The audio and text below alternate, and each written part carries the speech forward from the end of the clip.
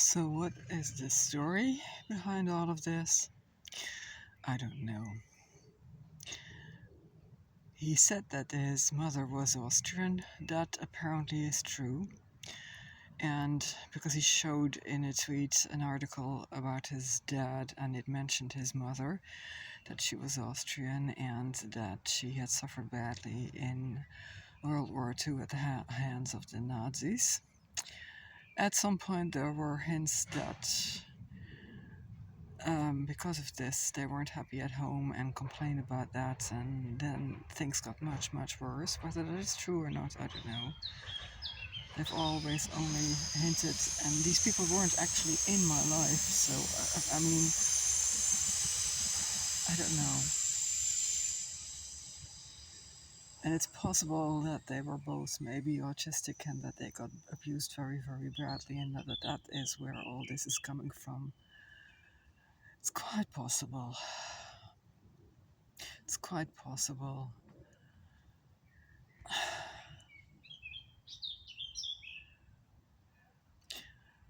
What can you do with that? I know I have seen, I think that if you support such people,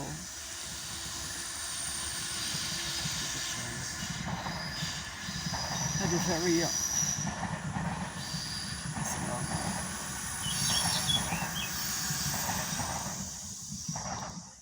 if you support such people at a very young age, that you can redirect their anger so that they don't build up resentment and don't go after basically random strangers.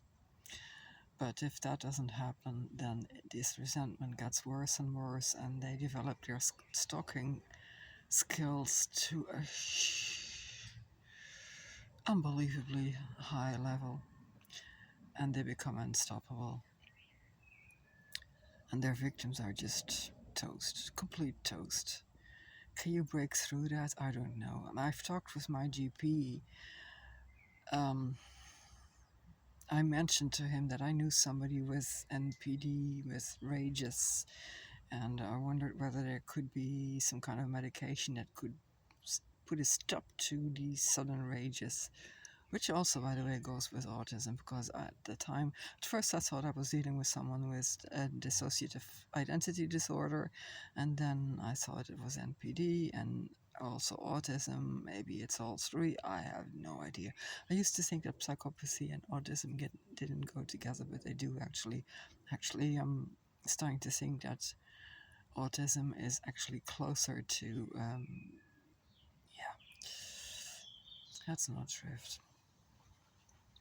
I don't know whether they can still be helped at a later age. I think that neurofeedback can help, but neurofeedback is cheap and easy, so it's not being promoted by the pharmaceutical industry. It's this, I forget his name. It's a Dutch guy, the guy who talks about the body remembering what goes, the trauma or something. Um, it's a Dutch guy in the States. You know who I mean. He mentions neurofeedback in his book as a potential way to help people deal with trauma, a cheap way, and that might work for people who engage in sadistic stalking. Yeah, somebody needs to start doing that. Give me a second, I want to look up that name.